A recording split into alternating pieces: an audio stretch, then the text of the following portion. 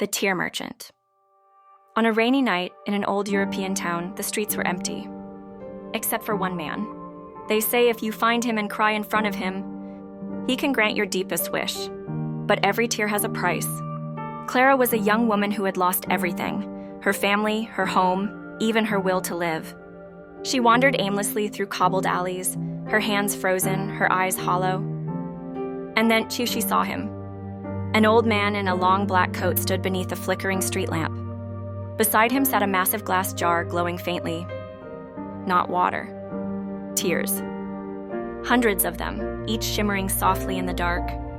He looked at her and asked in a low voice, "Do you have a wish, little one?"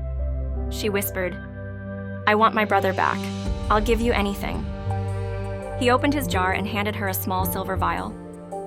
"Cry your wish into this," he said. "Every tear is a part of you." Clara took the vial and cried. 1 tear, then 2, then 10.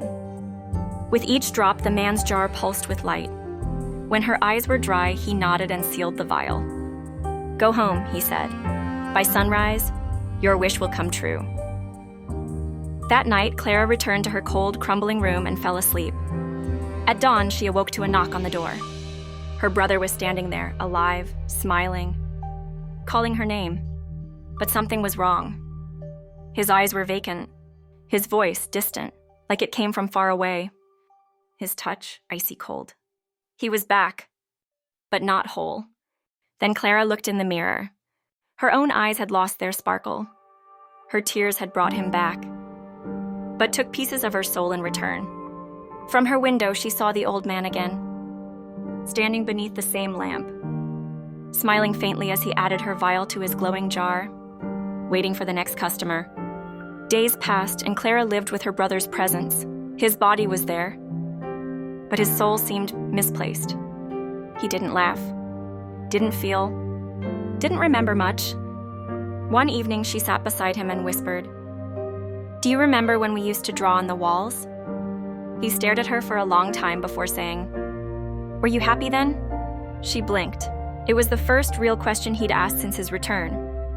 "Yes," she replied, "very." He gave a small, sad smile. "Clara, I wasn't meant to come back." Her heart trembled. "But I wished for you. I gave everything." He looked at her with distant warmth and said, "Maybe your love was enough to keep my memory alive, but not my soul."